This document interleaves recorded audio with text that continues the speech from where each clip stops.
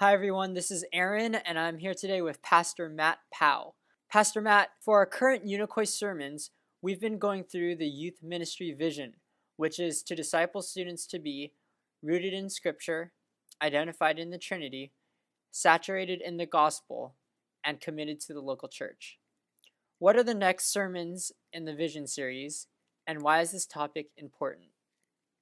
The next couple of sermons in this sermon series, on our vision series, is going to be about what it looks like to be committed to the local church. I think that's so important because, especially within our day and age, especially I think both within a quote unquote conservative setting and within more liberal settings, either people don't want the church to be part of their lives, or they feel like, hey, I could listen to all these great speakers online. I can listen to John Piper, John MacArthur, Matt Chandler, all these different guys instead. Why should I go to a church? And I think with both mentalities is that you have a very low view of your local church. And the reason why I think it's so committed to being why it's so important to be committed to the local church is because of the fact that Jesus Christ, not only does he marry the local church and he continues to sanctify the local church, but it's through the local church that the Great Commission, that the purpose of the universal church is expanded. I think people don't recognize the fact that it's through the local church that is where the gospel is preached, and that's where the Bible is shined, and that's where Jesus Christ is magnified through local settings. And so it's so important that we understand what it means to be committed to a local church, especially for the youth. I think for the youth, a lot of times they see the church as just this building or this institution, but they don't see the implications and God's plan for the local church and how it advances his mission. So it's basically three things. It's one, being committed to the church leadership.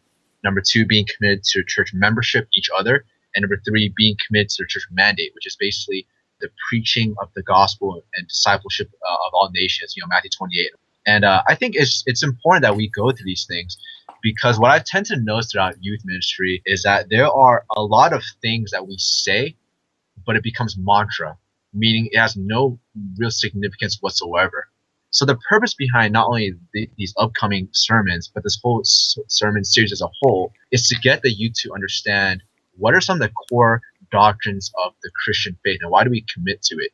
I think I'm really grateful for like Pastor John Cito, because Pastor John is one of those guys where he really makes it a point to flesh out these Christian sayings.